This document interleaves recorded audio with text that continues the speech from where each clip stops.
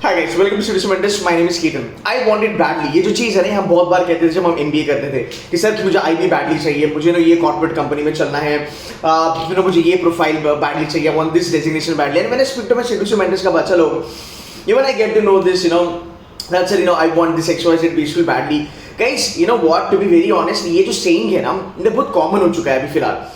The thing that we all need to understand that everybody wants something or the other badly. There is no doubt about it. Somebody want to drive Mercedes, somebody want to have a good house, somebody want to have good stock market shares, so which can become a multi-bagger and something like that. Everybody wants everything badly. The point is not that. The point is just by wanting something badly you will not be able to get success.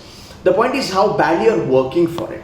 Right? So you want something badly. This is just a wish. ये तुम्हारा इच्छा है कि मुझे ये बहुत badly चाहिए. But the difference between your wish and the reality, the difference is your hard work. So you got to put in 120% to get success.